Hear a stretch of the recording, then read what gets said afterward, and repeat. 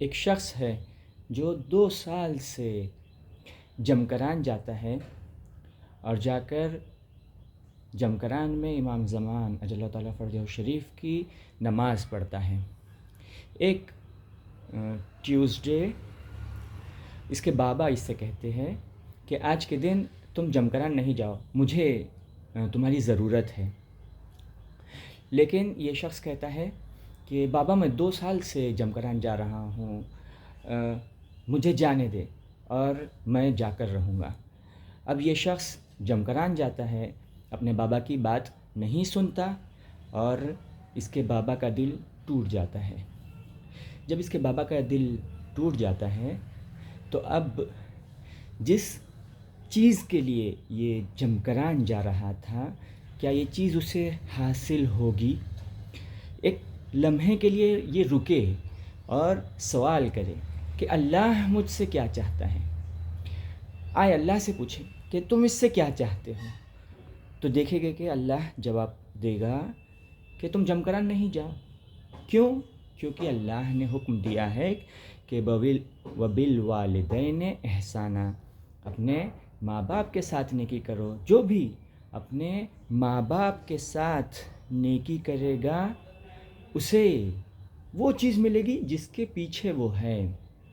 دیکھیے یہ سارے پرابلمز جو ہم سب کو درپیش ہے اور پوری دنیا حیران و پریشان ہے اور کنفیوز ہے، وہ اس چیز کے لیے ہے، اور اس کا ایگزیکٹ ریزن یہ ہے کہ انسان اپنے گول کو اور اپنے مقصد کو بھول چکا ہے۔ وہ بھول چکا ہے کہ کیوں وہ اس دنیا میں آیا ہے اور اسے کہاں پہنچنا ہے۔ آئے ہم اپنے نفس سے پوچھے اور اپنے آپ سے پوچھے کہ میں کیوں اس دنیا میں آیا ہوں؟ کیا میں صرف اپنی زندگی گزارنے کے لیے اس دنیا میں آیا ہوں یا نہیں؟ میرا کچھ ایک گول ہے، میں اس گول کے لیے اس دنیا میں آیا ہوں۔ تو ہم لوگ آئے اور سرچ کریں، ریسرچ کریں اور پتہ کریں کہ ہم کیوں اس دنیا میں آئے ہیں، ہمارا خالق کون ہے۔ تو ہم سے جب پوچھا جاتا ہے کہ ہمارا خالق کون ہے تو ہم بے ساختہ کہتے ہیں کہ پروردگار اللہ ہمارا خالق ہے، اس نے ہمیں خلق کیا ہے۔ تو جب اس نے ہمیں خلق کیا ہے تو آئے ہم اللہ سے پوچھیں کہ ہمارا مقصد اور ہمارا گول کیا ہے، کہ اگر ہم اس گول کو اچیو کریں گے تو سارے پرابلمز سالو ہو جائیں گے اور وہ اطمینان اور سکون جو دین نے وعدہ کیا ہے جس کا، وہ ہمیں حاصل ہوگا۔ تو آئے ہم خدا سے پوچھے کہ اے خدا تو نے ہمیں کیوں خلق کیا ہے؟ تو سورہ ذاریات آیت نمبر 56 میں خداوند متعال فرما رہا ہے کہ وَمَا خَلَقْتُ الْجِنَّ وَالْإِنسَ إِلَّا لِيَعْبُدُونَ، کہ ہم نے تمہیں خلق کیا ہے، کیوں خلق کیا ہے؟ صرف اور صرف اس لیے، اور کوئی دوسرا ریزن نہیں ہے، إِلَّا لِيَعْبُدُونَ، صرف اس لیے کہ تم ہماری بندگی کرو۔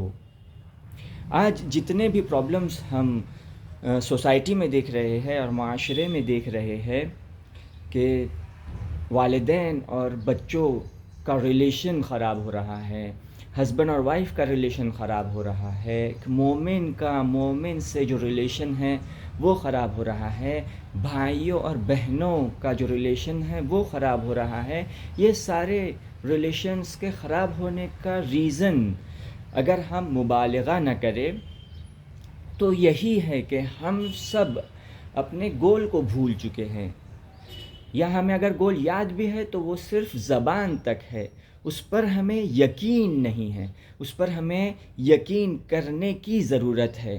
بس ہم یقین کریں کہ ہمارا ایک گول ہے، اور وہ گول کیا ہے؟ وہ گول ہے قرب اللہ، اللہ سے نزدیک ہونا، اپنے زمانے کے امام سے نزدیک ہونا۔